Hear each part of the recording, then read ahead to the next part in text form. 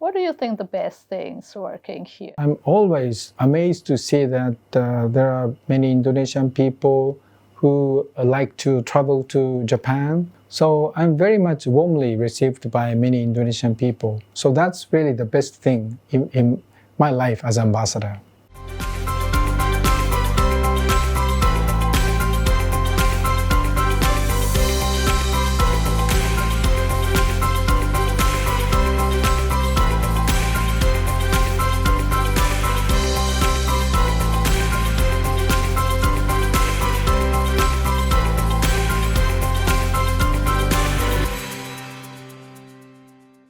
In the end of July, President Joko Widodo paid a visit to Japan and had a meeting with Japanese Prime Minister Kishida Fumio.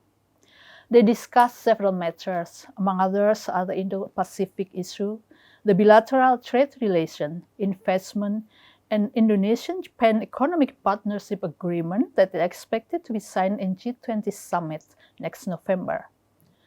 The two also talk about cooperation in the climate change mitigation and energy sectors.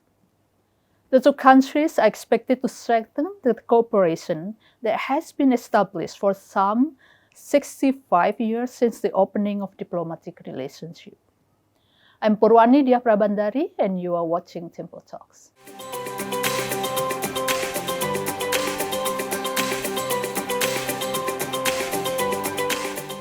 To elaborate about the enhancement of bilateral relation and cooperation between Japan and Indonesia, we have His Excellency Kanasugi Kenji, the Ambassador of Japan to Indonesia, with us today in Tempo Talks. Mr. Kanasugi, it's an honor to have you here. Well, thank you very much. It's me to be able to say that I'm quite happy to join you today. Thank you. And you know that's about the visit, the President Jokowi visit to Japan on July, right? And what's actually the result? Can you elaborate more about the result of the meeting at the time? Well, I think it was a quite successful visit. They talked about bilateral economic cooperation as well as regional and international issues we need to tackle, especially as Indonesia hosting a G20 summit this year. I think it's very important for our two countries to coordinate our position in the run-up to the G20 summit. And as you said, Japan, Indonesia are very important strategic partners to realize and maintain free and open, prosperous Indo-Pacific. So we talked a lot. And I think all in all, a quite successful visit by President Joko Widodo. So is there any development after that meeting so far? Or you just started or just continue the program before? Well, there's been ongoing cooperation between our two countries. As you said, we established diplomatic relationships in 1958. And since then, numerous agenda items of cooperation has been pursued by our two countries. We really hope that Indonesia remain a very stable, important partners in the region. And for that matter, we hope that Indonesia continue to develop or pursue sustainable economic development into the future. And Japan is ready to help.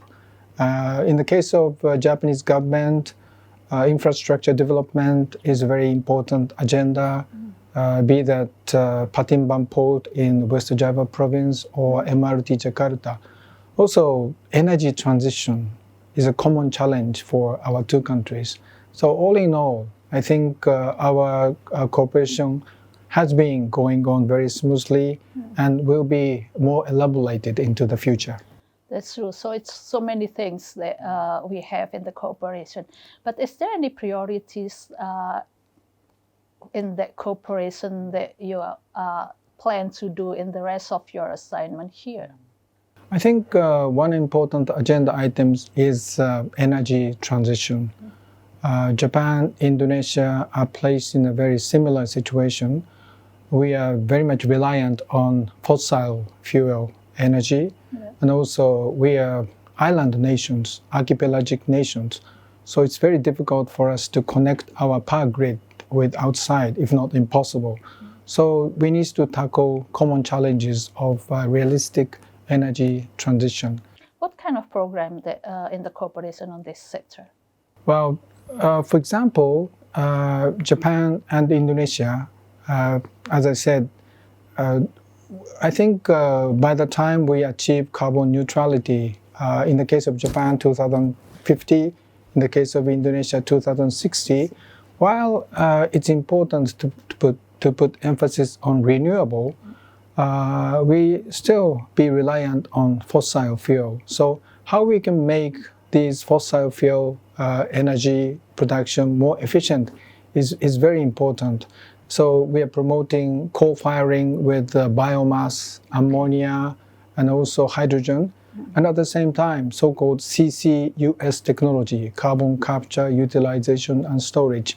It's a very disruptive new innovation, but I think we need to tackle common challenges between our two countries.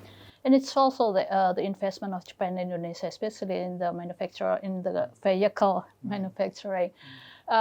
Is it also become a priority to produce or manufacture its greener vehicles in Indonesia? Yes. It's big, right? Toyota, yes. Honda. Yes. I think that's true that we need to move to a battery EV. But if we look at what's happening on the ground in Indonesia, leapfrogging to battery EV may not be realistic at this juncture. The number of charging facility is still limited, and because of the traffic congestion, battery vehicle alone may not be able to sustain itself. So that's why Japanese companies, auto companies, are producing hybrid vehicles here in Indonesia. So it's a bridging technology towards battery EV, and further down the road, so-called fuel cell technology and hydrogen engine vehicles may be available. So rest assured that Japan is behind no one in pursuing green energy and green car technologies in Indonesia. Are we doing it step by step, hybrid, and then next time maybe it's total greener vehicles? Yes. And Japanese companies are doing a kind of demonstration project utilizing battery EV in Bali, and also most recently in Lake Toba. Of course, they are important tourist destinations, so it's important to revitalize tourism industry in Bali and Lake Toba. So I think we are making steady progress towards greener car here in Indonesia. It's also another sectors of the investment of Japan in Indonesia. It's also try to transform to be more or greener industry or economy in the cooperation with Indonesia. Yes, I think, as I said, green energy is very important, and we have a Jakarta Japan Club. That's a Chamber of Commerce of Japan and the Japan Club located in Jakarta. Okay. And they formed a carbon neutral task force this year, and they identified more than 340 projects where Japanese companies are involved to make a greener energy. And this is really the material, and maybe you can have a look at it later. Okay. But they identified 340 or more projects where Japanese companies are involved right now. Also, that's you said before, the cooperation is quite close between Indonesia and Japan. And in February, Japan and Indonesia agreed to strengthen cooperation in innovation and sustainable economy through public-private track 1.5, right? Japan-Indonesia CoCreation Partnership for Innovative and Sustainable Economic Society. So what's this is about? I think in order to beef up our relationship, we need to mobilize all the stakeholders, government and private sectors on both sides. That's why we decided to establish Track 1.5, involving all the stakeholders to beef up our economy.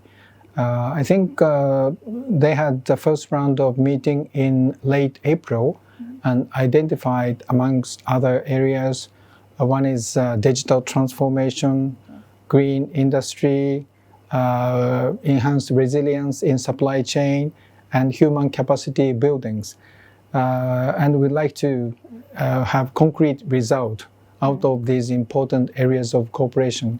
And the second round of Track 1.5 meeting, we hope we can organize it before G20 summit meeting in November. So I think we are moving on toward the direction. Okay. And it's also there is cooperation in the automotive and digital industries, namely the new manufacturing industry development center, right? So what this is also about? It's a so-called new MIDIC, and it's basically an industrial cooperation between our two countries. We need to promote private sector's initiative because at the end of the day, it's private sectors to make a move in enhancing our cooperation. And so far, we identified human resource development in car industries, molding technology, as well as management of companies. So I think we need to promote industrial cooperation further by utilizing this new MIDIC mechanism.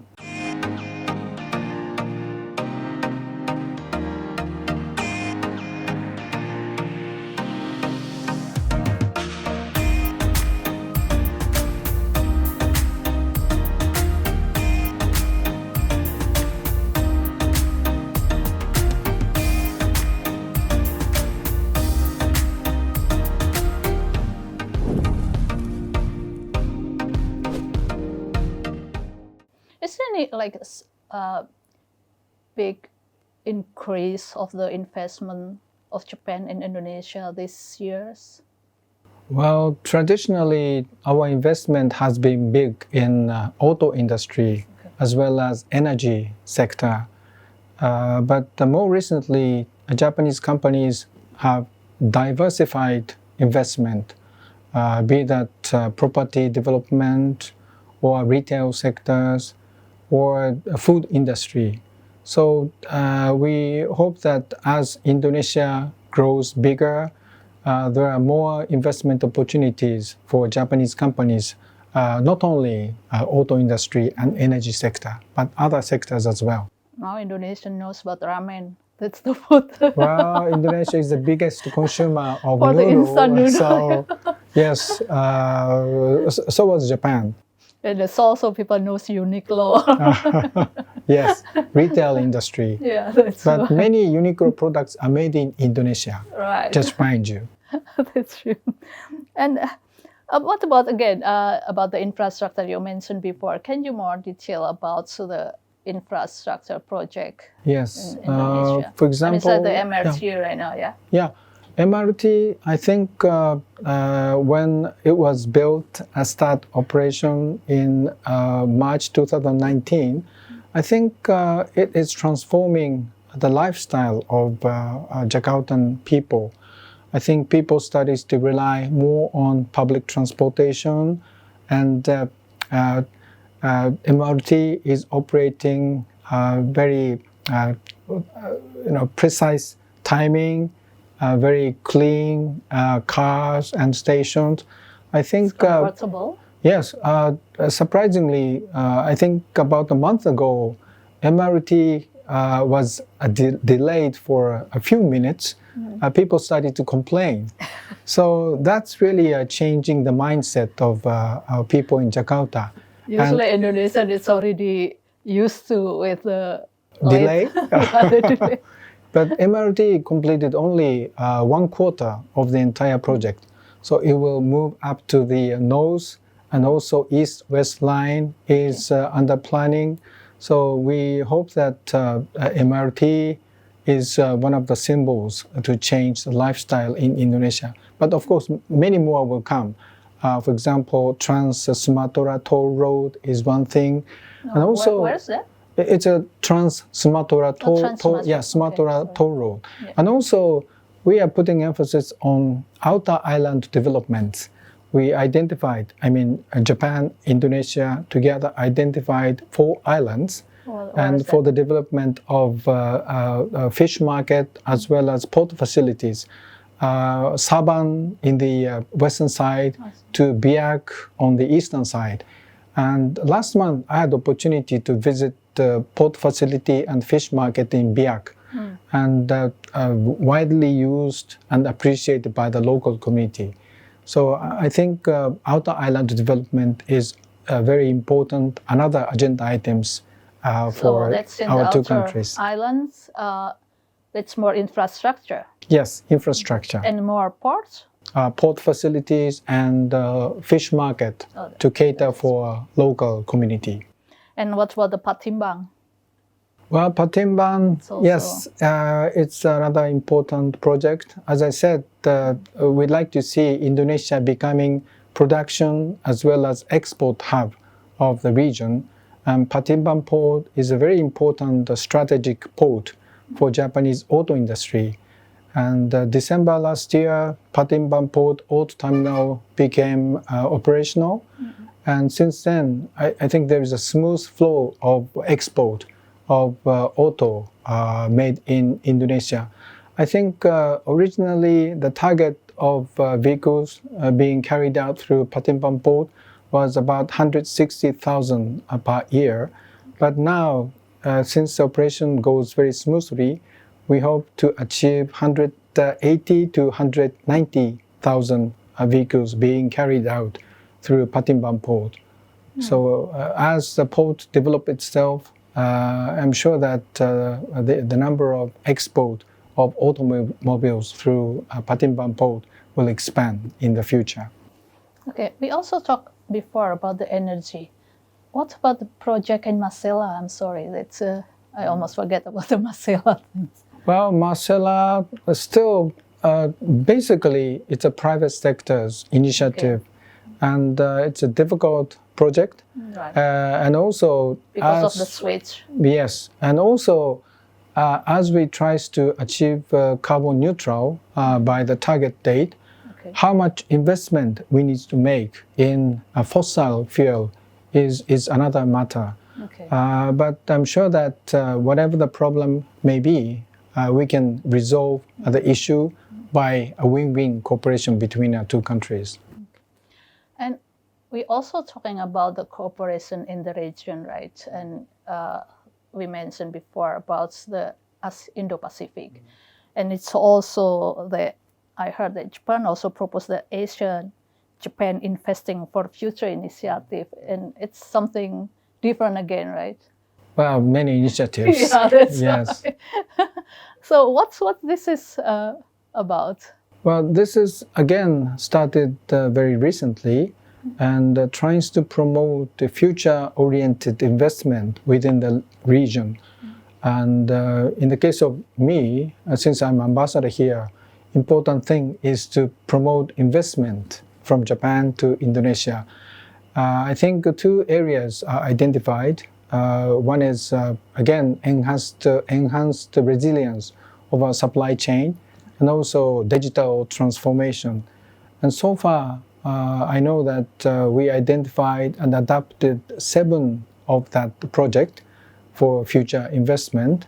And as we have more follow-up discussion in the track 1.5 mechanism, as I described to you, I'm sure that we can have more of such investment in the future. You mentioned quite a lot about the digital transformation. So what kind of project that actually we have here? Well, numerous possibilities, but one is underway is the digital transformation of Indonesia's fishing industry. Fishing industry adapt more digital technologies so that the level of efficiency will increase. That's just one example, but I'm sure that there are many examples which private sectors are very much willing to tackle in the future. Selamat datang di Politeknik Tempo, kampus vokasi yang siap menjadi lahan penyemayan ide dan gagasan baru untuk menjawab tantangan di era 4.0. Fasilitas belajar ditunjang sistem Smart Campus dengan pembelajaran serba digital, membuat perkuliahan lebih mudah dan menyenangkan. Kampus terintegrasi dengan industri media dan komunitas startup sehingga mahasiswa langsung berinteraksi dengan dunia kerja dan dunia usaha sejak dini. 3 program studi unggulan Politeknik Tempo, Desain Media, Produksi Media, Manajemen Pemasaran Internasional. Sistem blended learning dan kampus merdeka dengan materi belajar 60% praktik menjadikan lulusan Politeknik Tempo sebagai sarjana terapan siap kerja. Sebagai penyelenggara pendidikan, Tempo Media Group berpengalaman selama 50 tahun di industri media dengan reputasi tinggi. Mari raih masa depan gemilang bersama Politeknik Tempo. Do you think, what sectors that you think could be improved to enhance the cooperation between the two countries, Japan and Indonesia, right now? I mean, it's like we already cooperate in many sectors, but probably you think there are some sectors that actually there is a potential, but not really developed well. Well, as I said, property development, housing is one big potential. As we see increasing number of middle income earners in Indonesia, people started to buy independent houses. And I think Japanese developers are ready to come here and cater for the need of Indonesian potential house owners. So has there been any Japanese companies right now that it's already become developer in Indonesia? There are many. As you see, one example is so-called Trinity Tower, very high tower built by Japanese property developer, and many more examples throughout, particularly in metropolitan Jakarta.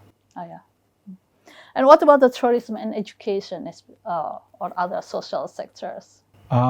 Yes, I think education and tourism is important. Not only they bring about economic benefit, but it will enhance mutual understanding between our two countries. Before the pandemic, we had about 500,000 Japanese visiting Indonesia and 400,000 Indonesian people visiting Japan. But since the start of the pandemic, both countries more or less closed the border. But now, Japan finally started to open our border for foreign tourists. Even though we still accept group tourists led by certified tour guides, so the number is limited. But as we bring about COVID-19 pandemic under control, we hope that we can receive many foreign visitors to Japan. Talking about education, yes, I think we have about 5,000 or more Indonesian students studying at tertiary education institutes. Scholarship. There are numerous scholarship programs available provided by the Japanese government as well as private companies in Japan. So if you are interested in coming to Japan under scholarship, please refer to us at the embassy, or maybe you look into the YouTube of Mr. Jerome Paulin, who has been in Japan under private company scholarship. But if you look at his YouTube, you can see all what you need to know about life in Japan under the scholarship. And it's also in the human resource development, also there is a cooperation between Indonesia and Japan, right? And I mean, it's a lot of Indonesian work or has interned in Japan. And is it still happening? Yes. Because of the COVID, we were not able to accept Indonesian trainees in Japan. But since March this year, the program started.